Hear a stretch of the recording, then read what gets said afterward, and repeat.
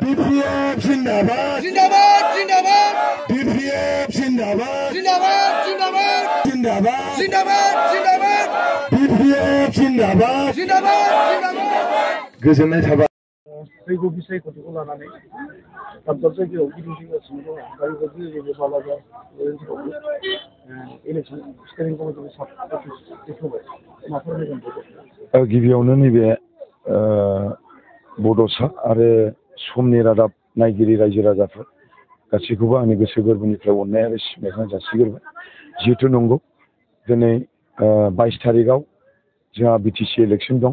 बे बिटिसि इलेक्सननि जि प्रचार बे प्रचारा सोलिगासिनो अल जोंनि बिटिसिआव 40टा समस्तियावबो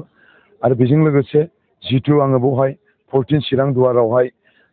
हाग्रामा महिलारि सारजों दैथायहरजानाय इनचार्ज हिसाबै आङो रायजो राजाफोरजों आरो जोंनि ब्लक आरो प्राइमारि आरो भट कमिटिनि जेसेबां लिडारफोर दङ बिसोरजों जोङो गिदिंगासिनो दङ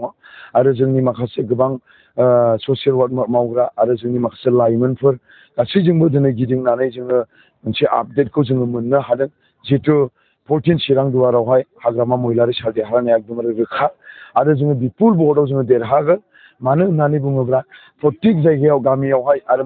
11टा प्राइमारियाव जोङो हाबनानै रायजो राजानि आपडेटखौ जोङो मोननो हादों जिहेतु हाग्रामा महिलारि सारा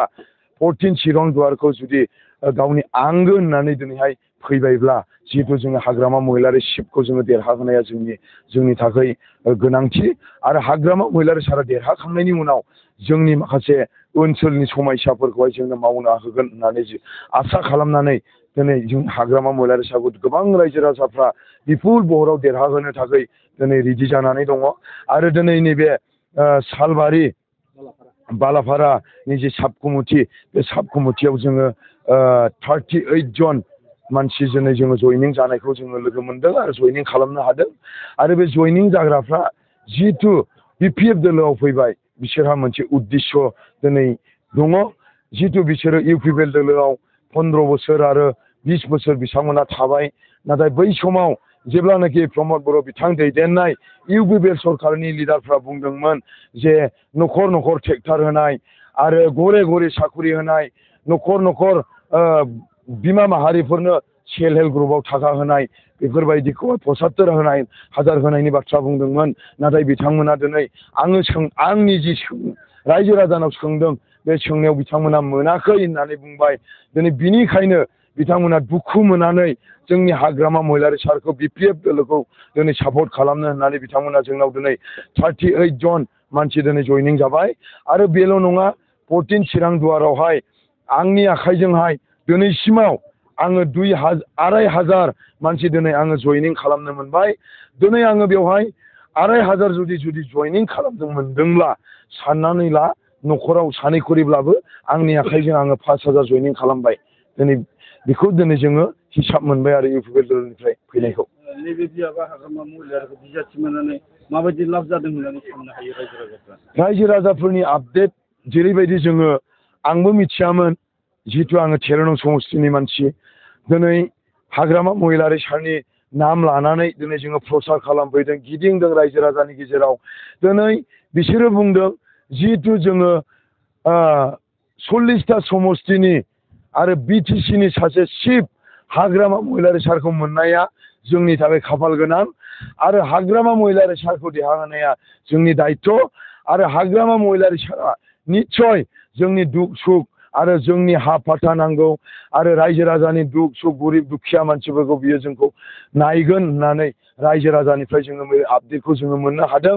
आरो रायजो राजाफ्रा बुंदों जिहेतु 40टा समस्तिनि गेजेराव बे 40टा समस्तिखौ 38टा समस्तियाव दिनै गेलेनांगौ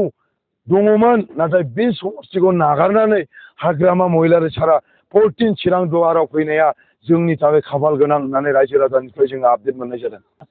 खाम्फा बरगयारिनि अनगायैबो नैबे 14 नम्बर बियाबाव एपिबिनिफ्राय नायसा औवारि आरो कंग्रेसनि सासे बिजाथि दं बिसोरो माबा गोहोम खोलैनो हागोन होनना बुंनो नामा दिनै जाय दलफ्रा जोंनि बिपिएफ आरो इउपिपिएलनि गेजेराव जिहेतु गेमा जोंना डक्टर सांग्रां सारनि नमिनेसन होनाया जुदि एक्सेप्ट जायोमोनब्ला बिपिएफ आरो सांग्रां ब्रह्मजोंसो कन्टेस्ट जागौमोन नाथाय बे मानसिया दिनै जोंनाव फैबाय जोंनि थाखाय प्लास आरो बेजों लोगोसे दस्रा पार्टिया जोंनि थाखाय फेक्टर नङा आरो बे पार्टिया इलेक्सन गेलेगोन नाथाय बिसिनि भटार्सआ इउपिपिएलनिफ्रायसो थांगोन आरो जोंनि बिपिएफनिफ्राय खहा जानाय नङा बिसायख'थियारि हिंसानि जाथाय उदालगुरि आरो क'क्राझार जिल्लायाव नुनो मोनदों बे बेलायाव माखौ नोजोर बेयावथ' जोङो दिनै ससियेल मिडियानि गेजेराव जों गोबां नुबायबो थादों आरो नुगासिनोबो दङ जितु प्रमद बर' बिथांनि दैदेननाय इउपिपिएल सरकारा सिगांनिफ्रायनो बुंबाय थादोंमोन जे सान्ति सुक्ति नाथाय दिनै जोङो मोनफ्रोमबो ओनसोलाव मोनफ्रोमबो समस्तियाव मोनफ्रोमबो डिस्ट्रिक्टआव दिनै जोङो नांलाय खमलाय बुलाय सोलाय दाख्लैसो जोंनि लेटेस्ट जोंनि 14 चिरां दुवारावसो जानानै थांबाय मोनानि हरनि 2टासिम दिनै दावराव दावसि जाबाय जितु बियो बे समस्यायाथ' दिनै इउपिपिएलनिफ्रायनो सोमजिनाय बेखौथ' जोङो बिपिएफनिफ्राय खालामाखै बा दस्रा अनजुलि दैमारि बायद' जि एपिबि बिनिफ्रायथ' जायाखै बिजेपिनिफ्रायथ' जायाखै आरो दस्रा एपिबि दं बिसोरनिफ्राय जेबो जोङो नुनो मोनाखै नाथाय जेसेबां मानि दा रायजो राजानि गेजेरावहाय मोनफ्रोमबो डिस्ट्रिक्टआव दिनै समस्या जादों बे समस्याया इउपिपिएल दोलोनिफ्रायनो जादों होननानै जों दिनै नुनो मोनगासिनो दङ